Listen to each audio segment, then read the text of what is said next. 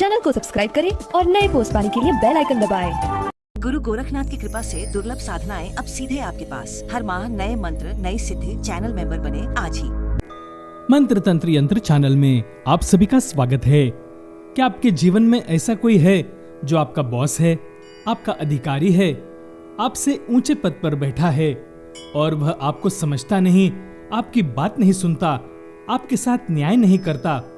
क्या आप रोज सुबह काम पर जाते हैं और मन में एक अजीब सी बेचैनी होती है कि आज फिर वही होगा, वही उपेक्षा, वही अपमान, वही अनदेखी? अगर हाँ, तो आज का यह मंत्र आपके लिए ही है। ज्योतिष शास्त्र में सूर्य को अधिकार, सत्ता, सरकार और उच्च पदस्थ व्यक्तियों का कारक ग्रह माना गया है। बृहत पाराशर होरा शास्त्र में स्पष्ट कहा गया है, सूर्यो राजा पिता चैव। सूर्य राजा का, पिता का और सत्ता में बैठे हर व्यक्ति का प्रतिनिधि है। इसलिए जब भी कोई व्यक्ति अपने बॉस से, अपने अधिकारी से या किसी उच्च पदस्थ व्यक्ति से परेशान होता है तो शास्त्र कहता है सूर्य की शरण लो। और ऋग्वेद के सूर्य सूक्त में वह मंत्र है जो सूर्य देव को सीधे आवाहन करता है, उन्हें प्रसन्न करता है और उनकी कृपा से उस व्यक्ति के मन को आपके प्रतिकूल अनुकूल बना देता है जिसने आपको कष्ट दिया है।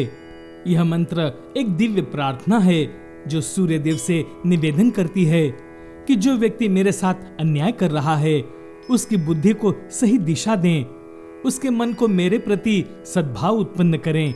यही इस मंत्र की दिव्यता है।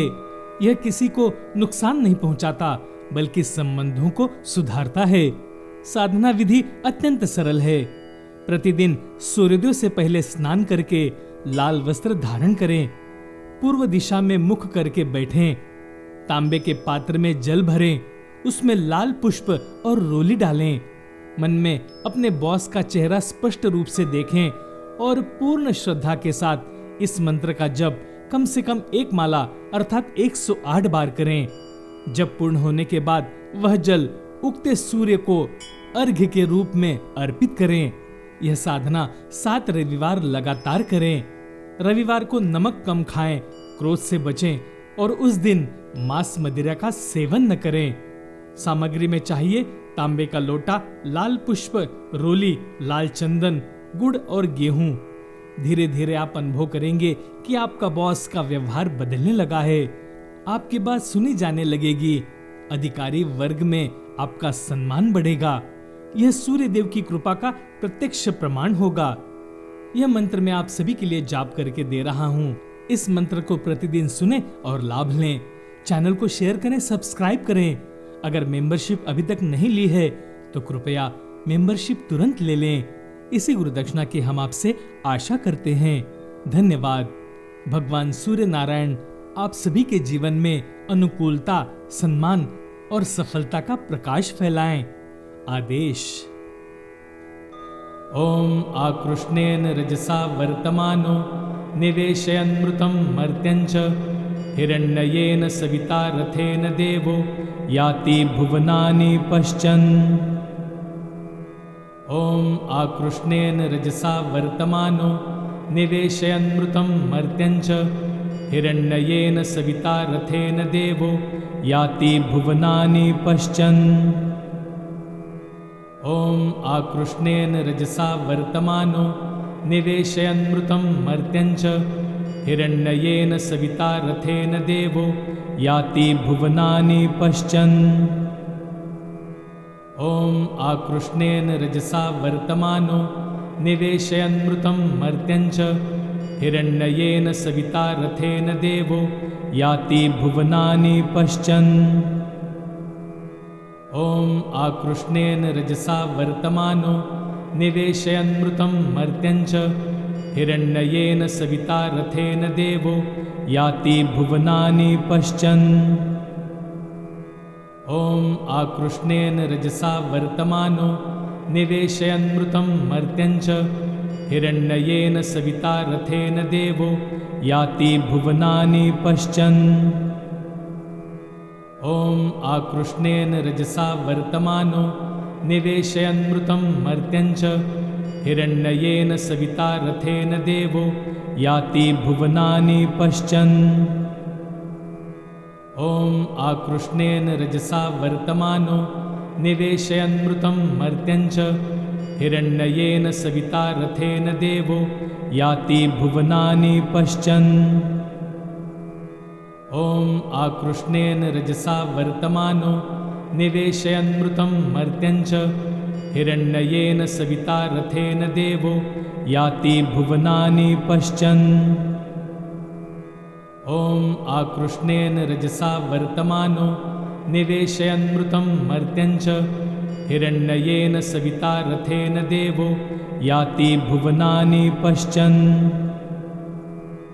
ॐ आकृष्णेन रजसा वर्तमानो निवेशयन्मृतं मर्त्यञ्च हिरण्ययेन सविता रथेन देवो याति भुवनानि पश्चन्। ॐ आकृष्णेन रजसा वर्तमानो निवेशयन्मृतं मर्त्यञ्च हिरण्ययेन सविता रथेन देवो याति भुवनानि पश्चन्। ॐ आकृष्णेन रजसा वर्तमानो निवेशयन्मृतं मर्त्यञ्च हिरण्ययेन सविता रथेन देवो याति भुवनानि पश्चन्। ॐ आकृष्णेन रजसा वर्तमानो निवेशयन्मृतं मर्त्यञ्च हिरण्ययेन सविता रथेन देवो याति भुवनानि पश्चन्। ॐ आकृष्णेन रजसा वर्तमानो निवेशयन्मृतं मर्त्यञ्च हिरण्ययेन सविता रथेन देवो याति भुवनानि पश्चन्। ॐ आकृष्णेन रजसा वर्तमानो निवेशयन्मृतं मर्त्यञ्च हिरण्ययेन सविता रथेन देवो याति भुवनानि पश्चन्। ॐ आकृष्णेन रजसा वर्तमानो निवेशयन्मृतं मर्त्यञ्च हिरण्ययेन सविता रथेन देवो याति भुवनानि पश्चन्। ॐ आकृष्णेन रजसा वर्तमानो निवेशयन्मृतं मर्त्यञ्च हिरण्ययेन सविता रथेन देवो याति भुवनानि पश्चन्। ॐ आकृष्णेन रजसा वर्तमानो निवेशयन्मृतं मर्त्यञ्च हिरण्ययेन सविता रथेन देवो याति भुवनानि पश्चन्। ॐ आकृष्णेन रजसा वर्तमानो निवेशयन्मृतं मर्त्यञ्च हिरण्ययेन सविता रथेन देवो याति भुवनानि पश्चन्।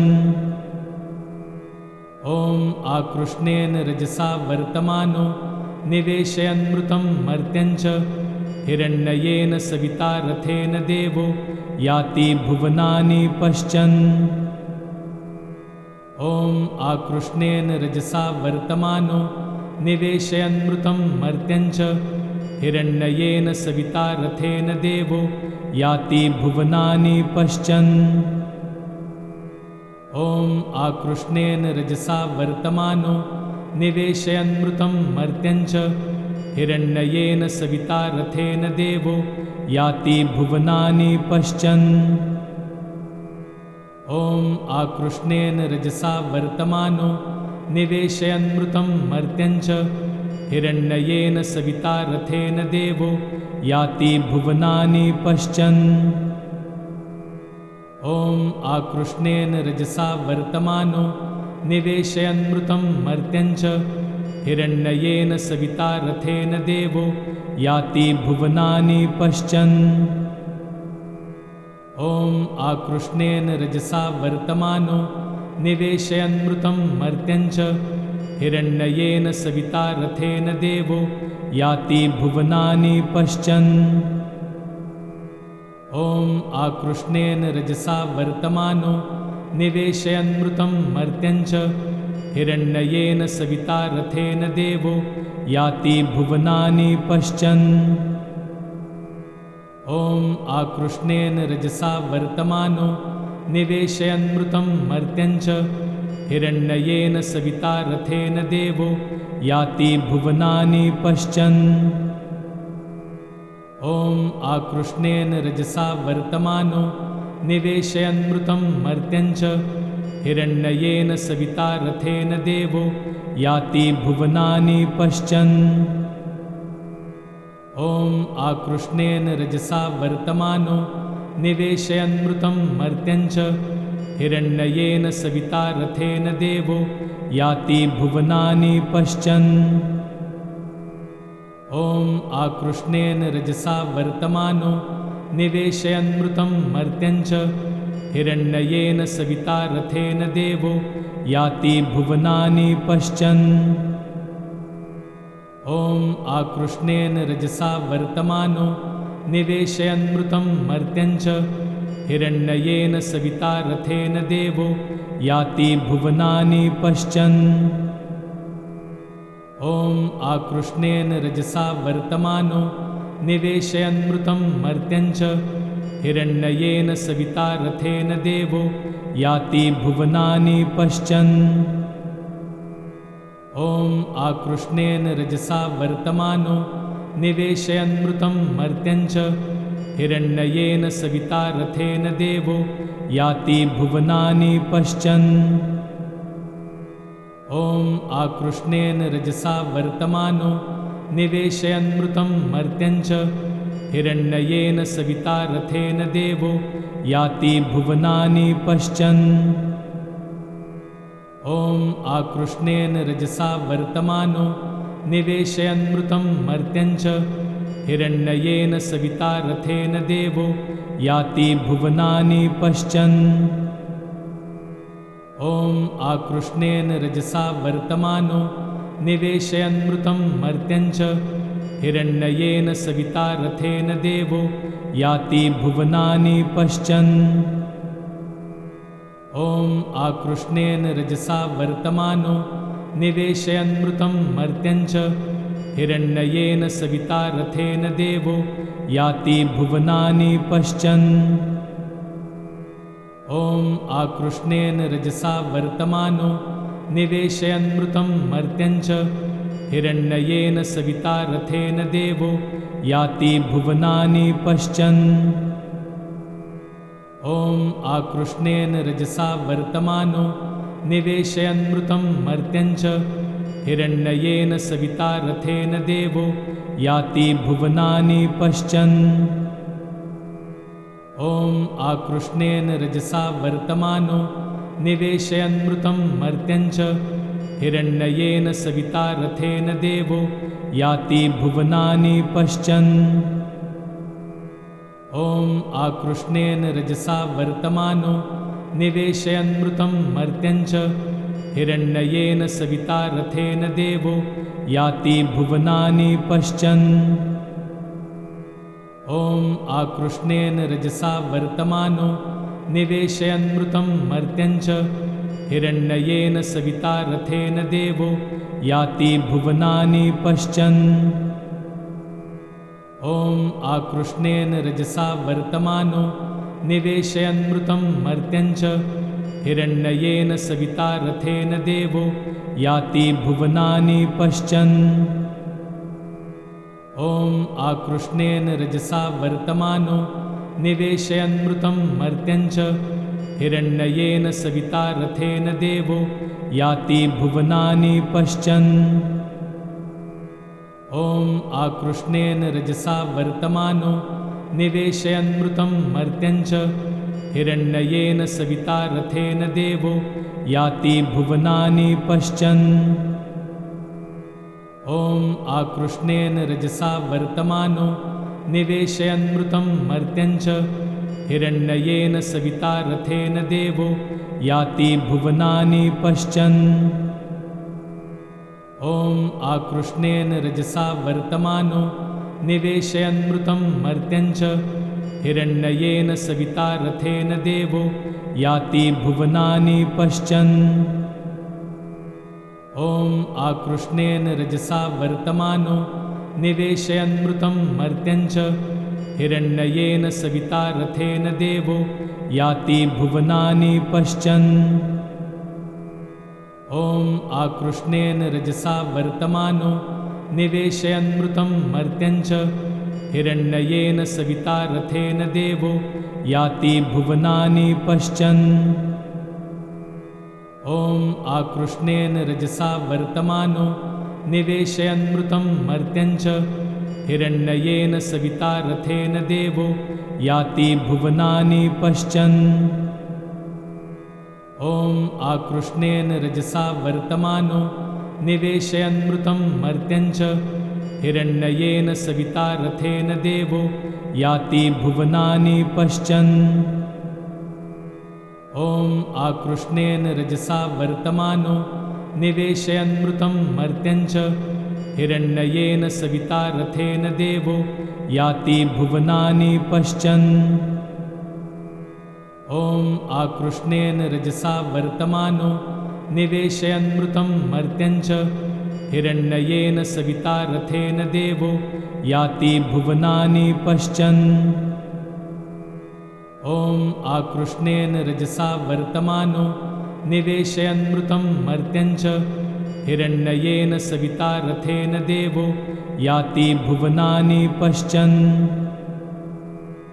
ॐ आकृष्णेन रजसा वर्तमानो निवेशयन्मृतं मर्त्यञ्च हिरण्ययेन सविता रथेन देवो याति भुवनानि पश्चन्।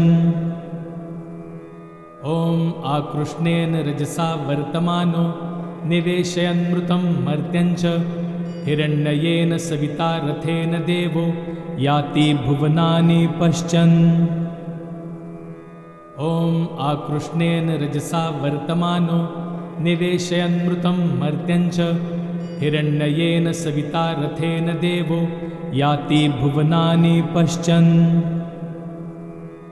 ॐ आकृष्णेन रजसा वर्तमानो निवेशयन्मृतं मर्त्यञ्च हिरण्ययेन सविता रथेन देवो याति भुवनानि पश्चन्। ॐ आकृष्णेन रजसा वर्तमानो निवेशयन्मृतं मर्त्यञ्च हिरण्ययेन सविता रथेन देवो याति भुवनानि पश्चन्। ॐ आकृष्णेन रजसा वर्तमानो निवेशयन्मृतं मर्त्यञ्च हिरण्ययेन सविता रथेन देवो याति भुवनानि पश्चन्। ॐ आकृष्णेन रजसा वर्तमानो निवेशयन्मृतं मर्त्यञ्च हिरण्ययेन सविता रथेन देवो याति भुवनानि पश्चन्। ॐ आकृष्णेन रजसा वर्तमानो निवेशयन्मृतं मर्त्यञ्च हिरण्ययेन सविता रथेन देवो याति भुवनानि पश्चन्। ॐ आकृष्णेन रजसा वर्तमानो निवेशयन्मृतं मर्त्यञ्च हिरण्ययेन सविता रथेन देवो याति भुवनानि पश्चन्। ॐ आकृष्णेन रजसा वर्तमानो निवेशयन्मृतं मर्त्यञ्च हिरण्ययेन सविता रथेन देवो याति भुवनानि पश्चन्। ॐ आकृष्णेन रजसा वर्तमानो निवेशयन्मृतं मर्त्यञ्च हिरण्ययेन सविता रथेन देवो याति भुवनानि पश्चन्। ॐ आकृष्णेन रजसा वर्तमानो निवेशयन्मृतं मर्त्यञ्च हिरण्ययेन सविता रथेन देवो याति भुवनानि पश्चन्। ॐ आकृष्णेन रजसा वर्तमानो निवेशयन्मृतं मर्त्यञ्च हिरण्ययेन सविता रथेन देवो याति भुवनानि पश्चन्। ॐ आकृष्णेन रजसा वर्तमानो निवेशयन्मृतं मर्त्यञ्च हिरण्ययेन सविता रथेन देवो याति भुवनानि पश्चन्। ॐ आकृष्णेन रजसा वर्तमानो निवेशयन्मृतं मर्त्यञ्च हिरण्ययेन सविता रथेन देवो याति भुवनानि पश्चन्। ॐ आकृष्णेन रजसा वर्तमानो निवेशयन्मृतं मर्त्यञ्च हिरण्ययेन सविता रथेन देवो याति भुवनानि पश्चन्। ॐ आकृष्णेन रजसा वर्तमानो निवेशयन्मृतं मर्त्यञ्च हिरण्ययेन सविता रथेन देवो याति भुवनानि पश्चन्। ॐ आकृष्णेन रजसा वर्तमानो निवेशयन्मृतं मर्त्यञ्च हिरण्ययेन सविता रथेन देवो याति भुवनानि पश्चन्। ॐ आकृष्णेन रजसा वर्तमानो निवेशयन्मृतं मर्त्यञ्च हिरण्ययेन सविता रथेन देवो याति भुवनानि पश्चन्। ॐ आकृष्णेन रजसा वर्तमानो निवेशयन्मृतं मर्त्यञ्च हिरण्ययेन सविता रथेन देवो याति भुवनानि पश्चन्। ॐ आकृष्णेन रजसा वर्तमानो निवेशयन्मृतं मर्त्यञ्च हिरण्ययेन सविता रथेन देवो याति भुवनानि पश्चन्। ॐ आकृष्णेन रजसा वर्तमानो निवेशयन्मृतं मर्त्यञ्च हिरण्ययेन सविता रथेन देवो याति भुवनानि पश्चन्। ॐ आकृष्णेन रजसा वर्तमानो निवेशयन्मृतं मर्त्यञ्च हिरण्ययेन सविता रथेन देवो याति भुवनानि पश्चन्। ॐ आकृष्णेन रजसा वर्तमानो निवेशयन्मृतं मर्त्यञ्च हिरण्ययेन सविता रथेन देवो याति भुवनानि पश्चन्। ॐ आकृष्णेन रजसा वर्तमानो निवेशयन्मृतं मर्त्यञ्च हिरण्ययेन सविता रथेन देवो याति भुवनानि पश्चन्। ॐ आकृष्णेन रजसा वर्तमानो निवेशयन्मृतं मर्त्यञ्च हिरण्ययेन सविता रथेन देवो याति भुवनानि पश्चन्। ॐ आकृष्णेन रजसा वर्तमानो निवेशयन्मृतं मर्त्यञ्च हिरण्ययेन सविता रथेन देवो याति भुवनानि पश्चन्। ॐ आकृष्णेन रजसा वर्तमानो निवेशयन्मृतं मर्त्यञ्च हिरण्ययेन सविता रथेन देवो याति भुवनानि पश्चन्। ॐ आकृष्णेन रजसा वर्तमानो निवेशयन्मृतं मर्त्यञ्च हिरण्ययेन सविता रथेन देवो याति भुवनानि पश्चन्। ॐ आकृष्णेन रजसा वर्तमानो निवेशयन्मृतं मर्त्यञ्च हिरण्ययेन सविता रथेन देवो याति भुवनानि पश्चन्। ॐ आकृष्णेन रजसा वर्तमानो निवेशयन्मृतं मर्त्यञ्च हिरण्ययेन सविता रथेन देवो याति भुवनानि पश्चन्। ॐ आकृष्णेन रजसा वर्तमानो निवेशयन्मृतं मर्त्यञ्च हिरण्ययेन सविता रथेन देवो याति भुवनानि पश्चन्।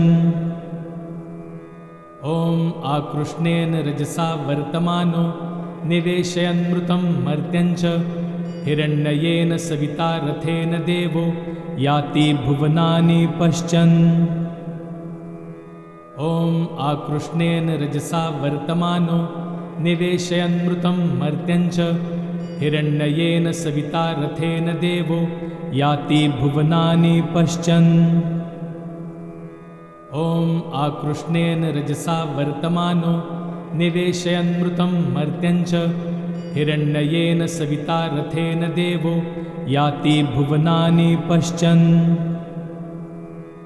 ॐ आकृष्णेन रजसा वर्तमानो निवेशयन्मृतं मर्त्यञ्च हिरण्ययेन सविता रथेन देवो याति भुवनानि पश्चन्। ॐ आकृष्णेन रजसा वर्तमानो निवेशयन्मृतं मर्त्यञ्च हिरण्ययेन सविता रथेन देवो याति भुवनानि पश्चन्। ॐ आकृष्णेन रजसा वर्तमानो निवेशयन्मृतं मर्त्यञ्च हिरण्ययेन सविता रथेन देवो याति भुवनानि पश्चन्। ॐ आकृष्णेन रजसा वर्तमानो निवेशयन्मृतं मर्त्यञ्च हिरण्ययेन सविता रथेन देवो याति भुवनानि पश्चन्। ॐ आकृष्णेन रजसा वर्तमानो निवेशयन्मृतं मर्त्यञ्च हिरण्ययेन सविता रथेन देवो याति भुवनानि पश्चन्। ॐ आकृष्णेन रजसा वर्तमानो निवेशयन्मृतं मर्त्यञ्च हिरण्ययेन सविता रथेन देवो याति भुवनानि पश्चन्। ॐ आकृष्णेन रजसा वर्तमानो निवेशयन्मृतं मर्त्यञ्च हिरण्ययेन सविता रथेन देवो याति भुवनानि पश्चन्। ॐ आकृष्णेन रजसा वर्तमानो निवेशयन्मृतं मर्त्यञ्च हिरण्ययेन सविता रथेन देवो याति भुवनानि पश्चन्। ॐ आकृष्णेन रजसा वर्तमानो निवेशयन्मृतं मर्त्यञ्च हिरण्ययेन सविता रथेन देवो याति भुवनानि पश्चन्। ॐ आकृष्णेन रजसा वर्तमानो निवेशयन्मृतं मर्त्यञ्च हिरण्ययेन सविता रथेन देवो याति भुवनानि पश्चन्। ॐ आकृष्णेन रजसा वर्तमानो निवेशयन्मृतं मर्त्यञ्च हिरण्ययेन सविता रथेन देवो याति भुवनानि पश्चन्। ॐ आकृष्णेन रजसा वर्तमानो निवेशयन्मृतं मर्त्यञ्च हिरण्ययेन सविता रथेन देवो याति भुवनानि पश्चन्। ॐ आकृष्णेन रजसा वर्तमानो निवेशयन्मृतं मर्त्यञ्च हिरण्ययेन सविता रथेन देवो याति भुवनानि पश्चन्। ॐ आकृष्णेन रजसा वर्तमानो निवेशयन्मृतं मर्त्यञ्च हिरण्ययेन सविता रथेन देवो याति भुवनानि पश्चन्। ॐ आकृष्णेन रजसा वर्तमानो निवेशयन्मृतं मर्त्यञ्च हिरण्ययेन सविता रथेन देवो याति भुवनानि पश्चन्। ॐ आकृष्णेन रजसा वर्तमानो निवेशयन्मृतं मर्त्यञ्च हिरण्ययेन सविता रथेन देवो याति भुवनानि पश्चन्।